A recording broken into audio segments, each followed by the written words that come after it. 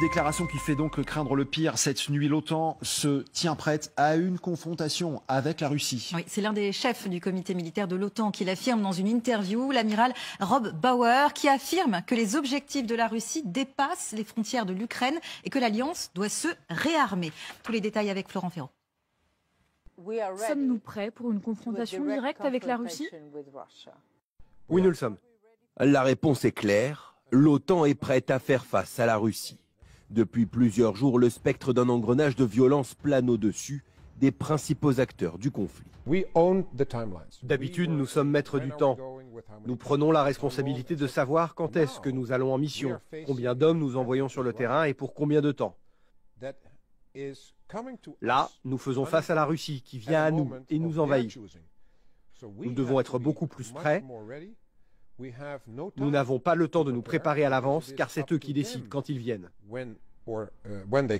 En visite officielle en Argentine, Olaf Scholz s'est exprimé sur la situation actuelle en Ukraine. Le chancelier allemand reste prudent et tempère les propos du chef militaire de l'OTAN. C'est une guerre entre la Russie et l'Ukraine. Cela ne changera pas parce que nous soutenons l'Ukraine avec une aide humanitaire ou financière ou parce que nous envoyons des armes.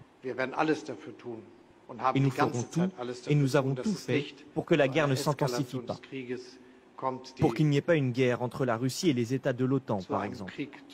L'Allemagne a d'ailleurs fait savoir qu'elle n'enverrait pas d'avions de combat en Ukraine, alors que Kiev réclame à l'Occident plus d'armement pour contrer l'invasion russe. Voilà, déclaration, Margot, pour le moins surprenante. Peut-on parler d'escalade à ce stade? Alors, c'est plus de la prévention qu'une attaque frontale, mais il le dit clairement, le projet de la Russie, c'est d'aller au-delà des frontières de l'Ukraine. Et là, il veut rassurer sur le fait que l'OTAN ne manque pas d'homogénéité, qu'il y a une véritable cohésion entre les États membres et que l'OTAN se tient prêt s'il y a une véritable menace. En attendant les combats qui redoublent d'intensité dans le sud-est. Oui, dans la nuit à Kharkiv, une personne a été tuée dans la destruction d'un immeuble résidentiel. Mais quelques heures plus tôt, d'autres bombardements ont retenti. Cette fois à Kherson, 3 personnes ont été tuées selon le président Zelensky. L'armée russe a atrocement bombardé Kherson toute la journée. Des bâtiments résidentiels, diverses installations de transport ou à caractère social, dont un hôpital, un bureau de poste et une gare routière, ont été endommagés. 2 femmes, 2 infirmières ont été blessées à l'hôpital. À l'heure actuelle, on signale 6 blessés et 3 morts. Mes condoléances à tous ceux qui ont perdu des êtres chers à cause de la terreur russe. Voilà, frappe sur les civils, bien sûr, mais frappe également sur le rail et les Ukrainiens qui ripostent. Benjamin, cette fois, c'est un pont ferroviaire qui a été la cible stratégique. Oui, et vous voyez que les trains vont quand même avoir beaucoup de mal à passer dans les heures, dans les jours, voire dans les semaines à venir. Alors les médias russes qui diffusent ces images parlent de 5 morts dans cette frappe ukrainienne. Et vous allez comprendre pourquoi c'est ce pont-là qui a été visé ce week-end. Eh bien, il est là, vous voyez. Et là, donc c'est le pont qui coupe, si vous voulez, le ravitaillement de Melitopol. Melitopol, c'est la grosse base militaire qui permet de gérer les fronts de Zaporijia, Kherson, etc.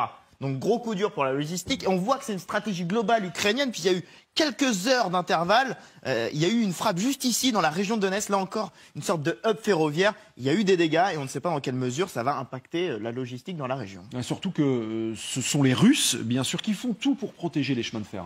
C'est notamment la fameuse bataille de Vuhledar dont on vous parle depuis quelques jours. Alors c'est une ville de 10-15 000 habitants.